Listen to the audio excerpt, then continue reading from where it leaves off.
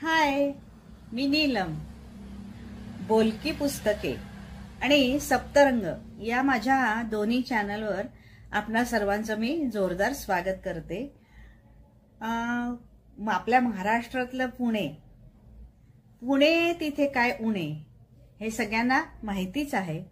तर अशाच या पुण्याची मज्जेशीर अगदी धमाल उडवून देणारा पुणेरी तडका आज मी तुमच्यासाठी घेऊन आले आहे.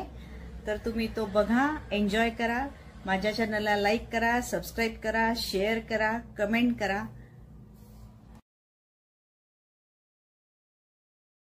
प्रत्येकाच्या घरावर आतून बाहेर जाताना कडीला माझ्या गेट समोर उभं गाडी केली तर हवा काढली जाईल. अरे हे काय, हा रस्ता काय तुमच्या मालकीचा आहे का? घर तुमच्या मालकीच आहे. पण प्रत्येकाच्या या पाट्या बघून पहिल्यांदी मला मजाच वाटली बरं. नंतर मला इरिटेट व्हायला लागलं की एवढं काय या पुणेकरांचा माज आहे. सारख्या पुणेरी पाट्या, हे करू नका ते करू नका, आमची कोठेही शाखा नाही आणि 1 ते 4 माझं दुकान बंद नाही. चितळ्यांकडे कौतुकाने बाकरवडी आणायला गेलो. एक 4 किलोची खरेदी केली आणि वजन केलं, पिशव्या बांधून दिल्या, स्टेपल लागलं. मी त्यांना म्हटलं, अहो पिशव्या देता का, म्हणजे मला एकत्र न्यायला बरं पडेल. आम्ही पिशव्या देत नसतो. अहो आमच्या मुंबईत काय पाहिजे ते मागा. पहिलं म्हणजे पुणे काय नाही. आपण खंबाटकी घाटातनं, कात्रजच्या घाटातनं जाता ही पुण्यनगरी. माझ्या लहानपणी आम्ही बघतच जायचो गाडीच्या खिडकीत. तसं पुणं म्हटलं की आपल्याला आठवतं पडेल. पुणं म्हटलं की आठवतं शनिवार. पुणं म्हटलं की आठवतं सारसबाग, तुळशीबाग, लक्ष्मी रोड, कोरेगाव पार्क. या सगळ्या पुण्याच्या ज्या एरियाज आहेत त्या मनसोक्त बाहेरून जे येतात पुण्याला त्याचे फिरत असतात आणि ते एन्जॉय करत असतात. पुणं म्हटलं की शॉपिंग, पुणं म्हटलं की साडी, पुणं म्हटलं की पुरणपोळी. अशा पुण्याचे खासियत तर भरपूरच आहे. तर अशा या पुण्यनगरीत माझं जाणं झालं 1998 साली. आम्ही कोल्हापूरचं सगळं आमचं संस्थान बंद केलं आणि गेलो पुण्याला माझ्या मुलीच्या शिक्षणासाठी. इकडचं घर बंद ठेवलं, पुण्यात गेलो. पुण्यात राहायचं कुठे ती सुद्धा उच्चभ्रू सोसायटी पाहिजे, फर्ग्युसन कॉलेजला जवळ पाहिजे, असं पाहिजे, ट्रॅफिकचे प्रॉब्लेम, असं करत ह्या पुण्यात आम्ही पोहोचलो. पुण्यात पोहोचल्यानंतर ठिकठिकाणी बघायला लागलं तर पुणेरी पाट्या, पुण्याचे हुशार आणि विचारवंत लोक, पण त्यांच्या पाट्या मात्र इंटरेस्टिंग. प्रत्येकाच्या घरावर आतून बाहेर जाताना कडीला माझ्या गेट समोर उभं गाडी केली तर हवा काढली जाईल. हे काय, हा रस्ता काय तुमच्या मालकीचा आहे का? घर तुमच्या मालकीच आहे. पण प्रत्येकाच्या या पाट्या बघून पहिल्यांदी मला मजाच वाटली. नंतर मला इरिटेट व्हायला लागलं की एवढं काय या पुणेकरांचा माज आहे.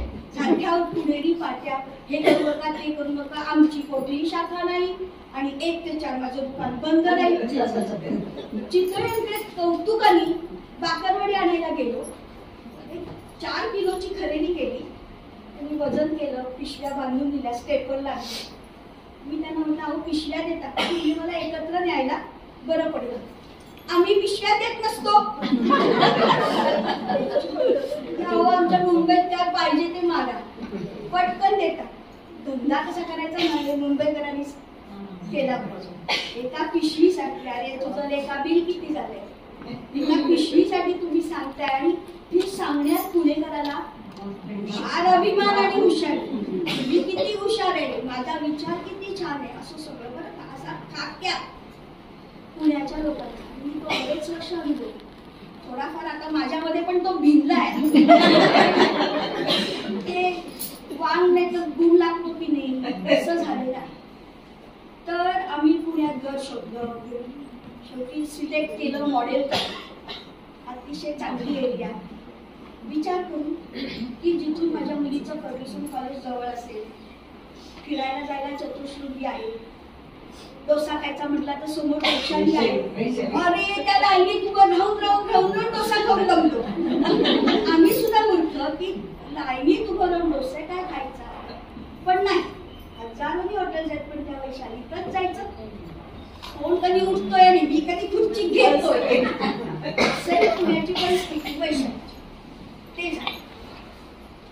असे सगळे अनुभव घेत घेत घेत आमचं चालू होतं, शाळा चालू होतं, सॉरी कॉलेज.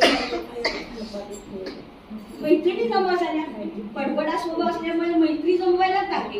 एक झाली, दोन झाली, गॅंग जमली आणि मग रोज संध्याकाळी चपात्या पिटायला सोसायटीचं लॉन होतं, तिथे त्यांनी असं सिटिंग कॅनोपी केली होती, तिथे गप्पा मारायचो.